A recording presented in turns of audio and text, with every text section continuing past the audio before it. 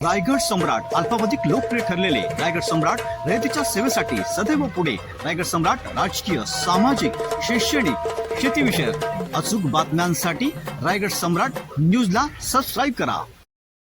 मुळाच्या दुर्दैवी घटनेमध्ये एका युवाचा जीव जाणं आणि खारघर सारख्या 21व्या शतकातलं शहर आम्ही ज्याला म्हणतो, अशा ठिकाणी अशा घटना घडणं हे खरं तर दुर्दैवी आहे. ही घटना हायवेवरती घडतात हे आम्ही बघतो, ते सुद्धा दुर्दैवीच आहे. पण अंतर्गत शहरामध्ये डंपर सारख्या मोठ्या हेवी ड्युटी व्हेकलच्या सगळ्या घटनांमुळे, धडकेमुळे म्हणा किंवा त्या व्हेकल तिथे जात असताना जे काही ट्रॅफिक कंजेशन झालं त्याच्यामुळे या ज्या काही घटना घडल्या ह्या खरं तर दुर्दैवी आहेत. आणि त्यामध्ये आमच्या एका युवा सहकार्याला, जो वकील होता, त्याला जीव गमवावा लागला. मला वाटतं की या घटनेकडे फक्त ॲक्सिडेंट म्हणून न बघता, ॲक्सिडेंट म्हणून याच्यावरती गुन्हे दाखल झाले, चालकाला अटक झाली, कारवाई झाली, PCR झाला, MCR झाला, त्या घटना घडतायत, त्या पुढच्या प्रक्रिया सुरू आहे. पण याच्याकडे फक्त ॲक्सिडेंट म्हणून न बघता या विषयाचं गांभीर्य समजून या घटना पुढे घडू नये आणि ही घटना आत्ता घडू नये म्हणून प्रिव्हेंटिव्ह मेजर्स काय घेतले होते, या दोन अँगलनी आम्ही या विषयाकडे बघतो. आणि त्यामुळे आज मी ACP आपले खारघरचे कदम साहेब त्यांच्या दालनामध्ये एक विशेष बैठक आयोजित केली होती. त्यामध्ये पोलीस डिपार्टमेंटचे सगळे अधिकारी, त्यामध्ये RTOचे संबंधित अधिकारी आणि ट्रॅफिक पोलीसचे सगळे अधिकारी यांना त्या ठिकाणी आमंत्रित केलं होतं. आणि त्यामुळे त्यांच्याशी जी काही चर्चा झाली त्यात प्रामुख्याने दोन मागण्या त्या ठिकाणी आम्ही केल्या. एक म्हणजे आपण या ज्या काही हेवी गाड्यांची वाहतूक शहरातून चालते, हे शहर काय अशा अवजड वाहनांच्या ट्रॅफिकिंगसाठी नाही बनवलं, त्यांच्या वाहतुकीसाठी नाही बनवलं. यांनी ही सगळी ट्रॅफिक, ही सगळी वाहतूक ही हायवेनी करावी, शहरामधून ही वाहतूक होऊ नये यासाठी तात्काळ कारवाई केली पाहिजे. हा पहिला विषय आम्ही मांडलाय. दुसरा विषय आम्ही मांडलाय की यामध्ये असं दिसतं की वरवर कारवाई जे काही घटनेत प्रत्यक्ष सहभागी आहे त्यांच्यावर झालेली आहे, पण यात अप्रत्यक्षपणे सहभागी असणारी जी मंडळी आहे, म्हणजे जो डंपर आहे त्या डंपरचा मालक कोण आहे, तो अशाच प्रकारच्या डंपरच्या माध्यमातून एक्स्ट्रा ओव्हरवेट, म्हणजे जेवढी कॅपॅसिटी त्यापेक्षा जास्त मटेरियल टाकून वाहतूक करतो का, तो नेहमी हेच करतो का, त्याची मोडस ऑपरेंडी काय आहे हे चेक करणं गरजेचं आहे.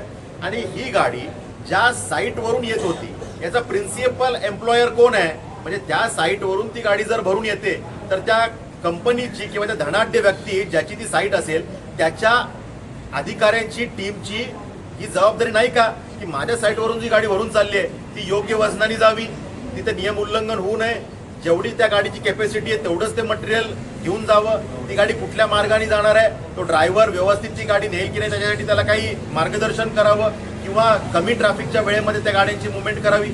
यासाठी त्या प्रिन्सिपल एम्प्लॉयर कंपनीनी सुद्धा, म्हणजे ती जी साईट ज्यांची आहे त्यांनी सुद्धा काही गाईडलाईन सेट करणं गरजेचं असतं, त्या सुद्धा ह्या झालेलं दिसत नाही. त्यामुळे त्यांना सुद्धा या गुन्ह्यामध्ये त्यांना सुद्धा त्यांची नोंद केली गेली पाहिजे, त्यांच्यावर गुन्हा दाखल केला गेला पाहिजे, ही सुद्धा मागणी आपण केलेली आहे. शेवटी यातून एक मेसेज जातो, या एका प्रकरणाने किंवा एकदा कारवाई करून काही सगळं चुकीचं घडणं बंद होणार नाही, पण ह्यातून एक मेसेज असतो त्या सगळ्या डंपर चालकांना, त्यांच्या मालकांना, त्या ज्या साईटवर चालतात ते जे धनाढ्य मंडळी आहेत या सगळ्यांना हा एक मेसेज असतो की कुछ भी चलता है, हे आता ह्यापुढे चालणार नाही.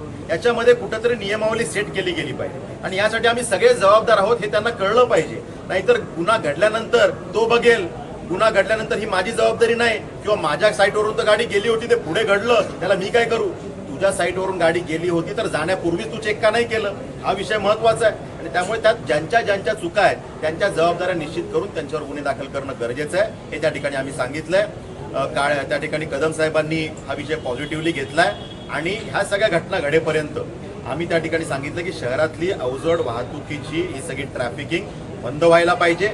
या विषयामध्ये ती साईट जी चालू होती तिथे दगड उत्खनन चालू आहे, त्याला परमिशन्स आहेत का, तिथे एन्व्हायरमेंटल क्लिअरन्सच्या परमिशन्स आहेत का, त्या ठिकाणी लागणाऱ्या प्लास्टिकच्या परमिशन्स आहेत का, या सगळ्या परमिशन्स आहेत का, ह्या सुद्धा पोलिसांनी चेक केल्या पाहिजे. आम्ही महसूलच्या यंत्रणेला सांगू, तहसील आणि प्रांत साहेबांना सांगू की ते चेक करा, त्या गोष्टी घडतील. पण तोपर्यंत प्रामुख्याने हे विषय अवजड गाड्यांची वाहतूक शहरातून थांबली पाहिजे. भरधाव वेगाने गाड्या धावतात, ड्रायव्हरकडे लायसन्स आहे की नाही माहीत नाही, कुठले तरी ड्रायव्हर आणून बसवले जातात, ते बऱ्याच वेळा ड्रंक अँड ड्राईव्ह असल्याचं निदर्शनास येतं. त्यामुळे ह्याला वाली कोण आहे? शेवटी एखादा जीव गेला तर तो जीव परत येत नसतो. आणि त्यामुळे या विषयामध्ये कडक कारवाईचे निर्देश देण्यासाठी आम्ही मागणी केली आहे. तसं पत्र मी त्यांना दिलंय. मी आता अजून एक कडक पत्र ह्या विषयात देतोय आणि येत्या अधिवेशनात सुद्धा या विषयामध्ये जर का कारवाई व्यवस्थित झाली नाही तर हा विषय मला उपस्थित करावा लागला तर तुम्ही करीन. शहरातले अंतर्गत जे रस्ते आहेत तिथली हेवी वाहतूक थांबावी 7 दिवस अशी आपण मागणी केलेली आहे.